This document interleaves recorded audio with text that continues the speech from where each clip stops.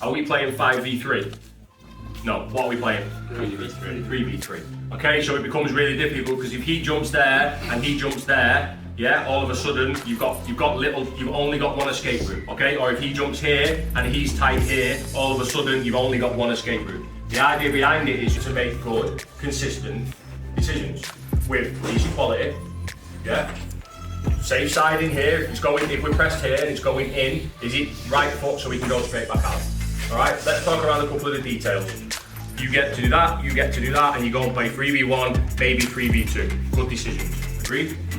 Yeah? If for whatever reason you can't, and you've got to, once you've played here, if he jumps to you, drop here to give it some depth. If he cheats, you can go through there. If he doesn't, and you let it back, drop here through there.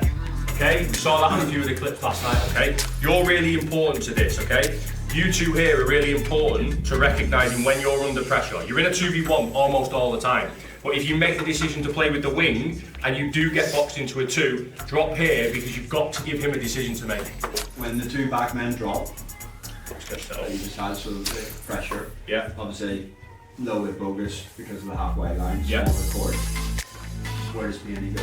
Peony will stay around here to engage one. You will drop with him and you'll play 4v3 and you'll wait for the opportunity to basically, what will probably happen is something along these lines where your out ball will become that sort of diagonal. On that, can we talk about when we can break wide through me and when, because I think it's always really organic when we create chances wide naturally without using the centre man. We push on one side, we play out and round and it naturally comes away. But the one I want to talk about, so put the ball with one in the back 2 cut. The one where we can get success is if the winger decides he's going to, the winger nearest to you decides he's going to try to put pressure on the back man. That's when we can start to look through and round. And that's as a winger and our team, you need to recognise that we can break. Where we struggle is where we try to do, say now we drop both wingers cut, that's where they were, and the blue one and the red one, there you go.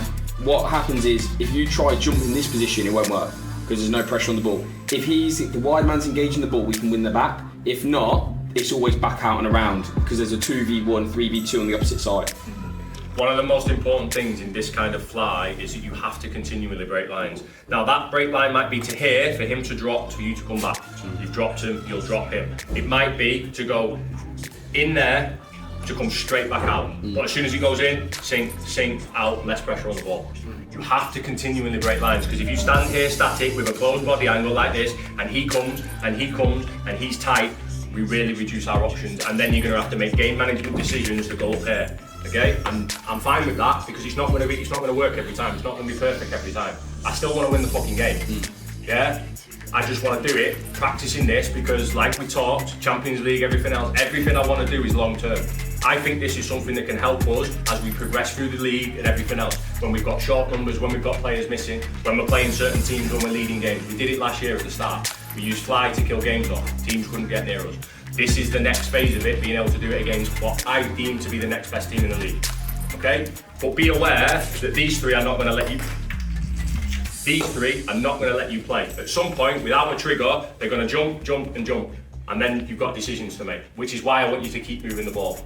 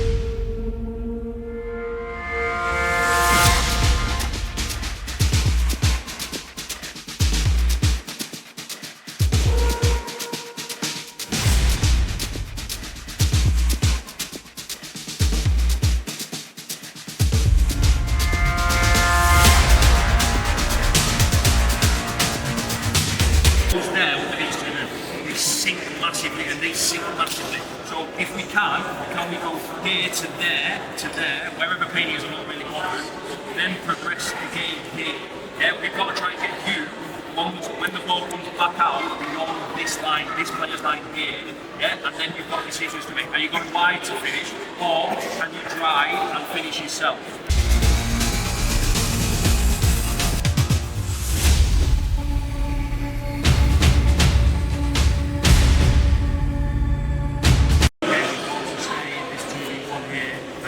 In a position where you can change the flow and find this one consistently. Okay, because if these get high, that should be successful. Because we should be able to go here to there, and then play 3 versus 2.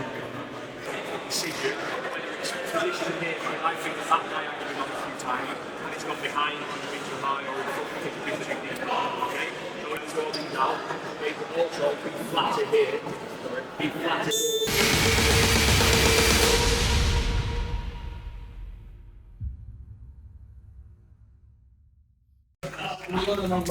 Guys, you got band, Lucas here and Kit there. Not bad at all, well done. No, so that's the only thing I'll say. Because you from the room will say that. If it's caught in play, we just need to give it a long ball because if it's in play, they'll be high, it's hard to play out. The problem was the backman cut, the too high were still kind of only just inside the halfway line. The loop was the free man, but then we were chasing the play. The biggest thing about doing this fly, not scoring goals, not keeping the ball, anything, it's the fucking quality of your passes. Yeah. Whether that be in the weight of it, whether that be in it onto Payne's right foot, whether that be in it on the fucking floor, don't just flip it into Payne at fucking waist height, because half of us can't deal with that pass, never mind him, right? So either don't do it, or give it in on the floor with a decent weight of pass on his right foot. Yeah. Risk more. I thought they'd take a bit more risk, and I think the goals probably done us a disservice because it was a shit one to give away. We didn't give it away from the fly. Okay, so you played 20 minutes. At every opportunity we played fly, it's been comfortable, and you've had 2 or 3 probably good chances. I just don't think we're being quite progressive enough in our starting positions, like I said in the timeout. So. Listen, Payne, I thought you did decent there, even though we didn't get you on it. But towards the end, when we talked about these two getting high, when it came here, he was free. And we had to get it into here. I know Woody skipped him out at the end, but we have to come into here to engage him, to then maybe go there and create that opportunity. I think there's a reluctance once we broke this line for you to go and join in and then go and do that, because when it comes back out, you've got to do that hard bit. And we do that bit too slow, so actually what happens is when it gets to there, you stay here. And then he looks up and he's not much on. Yeah. You get what I'm saying? Whereas actually, as soon as we broke this line here, he's got to go and he's got to go. Okay? And then you go and play 3 versus 2, and then it's about your decision making. Go away, drop him, come underneath, set, finishes it from there. Okay? And if they do what they've just done and they play it in there, and you know you've got time and space, turn, go. Yeah? Yeah. So if someone does take a gamble at that post, they're probably going to get there. Yeah? 5 shots at them, I'm sure there. Nice. Even though they're half sitting, they're sitting so that when he runs away, they can come and pressure. Yeah. And then we can't find the solution. So at the moment, you've got to manage that. So let's play a little bit longer, play normal game until we get the kick in or the corner or whatever it is, or get higher up the court. Or just earn the court a little bit and give it back to him if you need to once you've had a touch. Okay? At some point in the game, because they're going 2-2, we will switch to our normal fly, by the way. Okay? So let's just touch on it. If they stay 2-2, yeah, opportunities here now for us to get shooters in these positions, and if you move the ball well enough, again you'll break lines and you'll be able to finalise from these positions, and then what will happen is they'll probably transfer it back. Okay, I'm not going to go through it loads. Whoever's off at the time, we'll talk about it before you go on and do it. I still want to work through this because I think they're going to try and come and start get a bit more aggressive on this now. And now we've changed it to having a player in the middle. Yeah. As soon as he comes out here, if that gap is there, give it to him, even if he gives it straight back. Because once he goes in there, what's he going to do? Engage. Give it straight back, go and break lines, go and finalise, okay? Alright, so again, primarily play down this side, don't pitch loads, and also give loads a little bit more space, okay? So whoever's here, don't play and come and get really tight to him, because if that happens, you're not going to find your solution, okay? Loads is going to alternate, he's going to do the first few, and then we'll probably go with the goalkeeper, we'll probably change it, so it'll be Miller and Kalen who will be the goalkeeper. You might be in there, you might be out here, either or, because obviously you can't come into the half, you've got to be the highest one, alright? Yeah?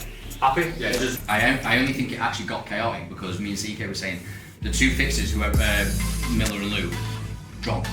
know what I mean? Like, because they started to jump, but then it's important that you two drop and the wingers drop with you, because that's what we did, and they didn't come all the way. They like want to, but then like, oh, I can't, and then they sort of sit again, just drop. Before we got stuck between 4-0 and 3-0. And that's what we say.